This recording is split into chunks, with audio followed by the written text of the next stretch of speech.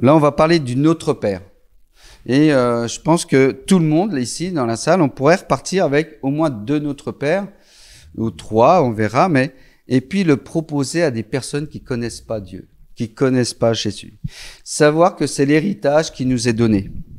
Et à partir de là, dans l'islam, par exemple, eh bien, Dieu est tout puissant, Dieu a beaucoup d'attributs, mais Dieu n'est pas père en tant que tel, et donc on n'est pas enfant de Dieu. Un musulman ne pourra pas dire qu'il est enfant de Dieu. Et c'est en fin de compte cela qu'on veut donner, c'est-à-dire cette possibilité d'avoir une relation avec Dieu. Alors pourquoi on fait ça? Je vais dire simplement 2 raisons. 2 raisons. C'est que dans l'islam, on n'est pas enfant de Dieu. Donc il peut y avoir aussi cette détresse intérieure de pas pouvoir avoir une relation personnelle, c'est-à-dire une proximité avec Dieu. C'est-à-dire que dans l'islam, Dieu est tellement grand, tellement puissant qu'il est le tout autre et qu'il est quelque part, oui, mais il est surtout inaccessible. Mais inaccessible là, c'est-à-dire qu'on peut pas effectivement, eh bien, le rencontrer. Parce que rencontrer Dieu, ça voudrait dire que Dieu se met à un autre niveau. Ben ça, c'est presque un blasphème. Alors ça, c'est une vérité. Dans l'islam, on dit ça, et c'est une vérité. On peut pas rencontrer Dieu. Dieu est inaccessible. Mais parce qu'en Jésus-Christ, Dieu s'est fait l'un d'entre nous, qu'il est devenu homme, il s'est rendu accessible. Dieu s'est rendu, bien sûr qu'il est inaccessible, mais Dieu s'est rendu accessible depuis que Jésus s'est incarné et s'est fait l'un d'entre nous. Et on le voit, Jésus dans l'évangile, qui est aussi Dieu, rencontre des personnes. Et donc ça, c'est le premier point. Cette détresse de pas pouvoir rencontrer Dieu. Et c'est ça qu'on veut donner. Et effectivement, ça va donner, en tout cas moi je l'ai vécu, une joie intérieure extraordinaire. Parce que Dieu se laisse se rencontrer. Et c'est le chemin par lequel on va découvrir qu'on est fait pour la vie éternelle et que c'est l'accès déjà aujourd'hui. La vie éternelle n'est pas demain, n'est pas quand on va mourir, mais la vie éternelle commence aujourd'hui. Et puis le deuxième point, c'est que, en fin de compte, dans l'islam, eh bien, il y a une pratique de la loi afin de pouvoir justement être sauvé, de pouvoir aller au paradis. Donc on va accomplir dans la charia, mais on va accomplir, on va faire le ramadan, on va faire nos prières, etc. Eh bien, mais en même temps, toujours en étant dans le doute, et ça rejoint ce qui a été dit par rapport à la mission, bien sûr que Dieu, dans sa grande miséricorde, peut sauver toute personne et qu'il ne va pas s'arrêter au baptême, au sacrement qui nous est donné. Mais c'est toujours dans un peut-être. Alors que quand on est baptisé, Jésus nous dit, celui qui croit en moi et sera baptisé sera sauvé. On a la certitude du salut, la certitude de la vie éternelle.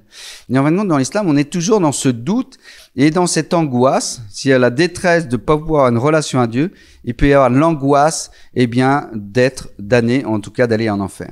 Et alors que dans la vie chrétienne, eh bien, il y a cette paix intérieure qui nous est donnée parce qu'il y a la certitude du salut. Alors, bien sûr qu'il y a des chrétiens qui peuvent aller en enfer, mais c'est parce qu'on quitte le chemin qui nous est donné.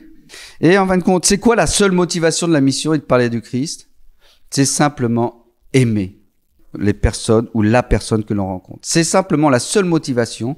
C'est parce que Jésus nous demande, c'est pas comme une demande, mais c'est aussi une joie de pouvoir aimer toute personne qu'on rencontre sans choisir. Mais nous, on choisit un petit peu les personnes musulmanes, simplement pour la raison qui est là, c'est que c'est beaucoup plus facile. C'est des personnes qui sont sensibles à la question de Dieu. Dans notre monde occidental où Dieu, on l'a mis complètement de côté, bien, quand on rencontre une personne musulmane, elle est sensible, elle aime parler de Dieu. Dieu, c'est important pour lui. Et donc, c'est d'autant plus facile de parler avec lui. Et il sera, contrairement à ce qu'on peut penser, il sera beaucoup plus dans la capacité de la compréhension de ce qu'on vit dans la vie chrétienne, simplement parce que, eh bien, il suffit de dire. Souvent, c'est une mauvaise compréhension, une mauvaise explication. Par exemple, quand on dit que Dieu n'a pas de fils, effectivement, Dieu n'a pas de fils, charnellement.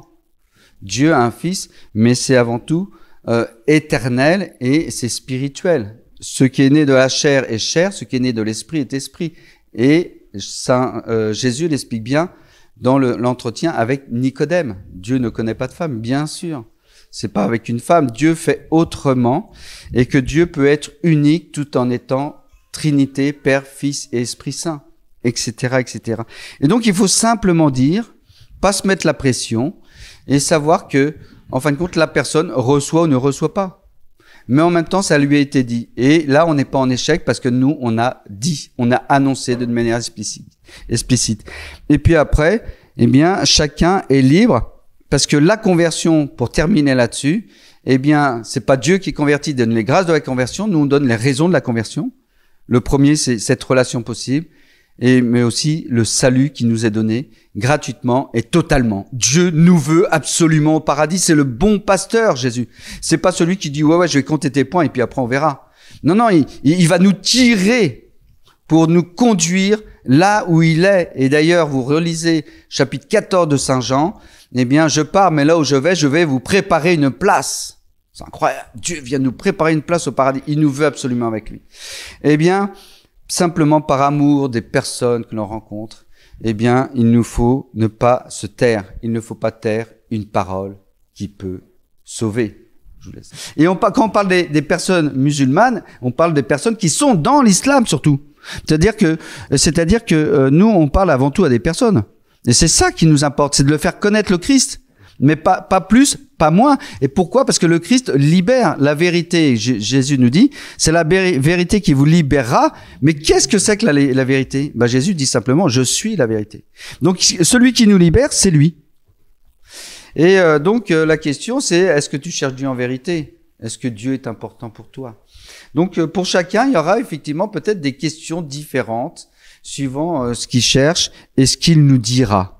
Mais il y a quand même des pistes et des supports. Le premier, le support, c'est poser des questions. Et on parlait de la relation à Dieu, après lui avoir posé la question, est-ce que Dieu est important pour toi? Il aurait sûrement dit oui. Et alors, un moyen très simple, c'est de lui dire, tu sais, moi, en tant que chrétien, Jésus, il m'a donné le Notre Père. Quand ses disciples ont demandé comment vous faites pour prier, Jésus a dit, quand vous priez, dites Notre Père qui est aux cieux. Donc ça, c'est les réponses chrétiennes. Et la troisième partie de la question, c'est de lui dire, c'est aussi pour toi.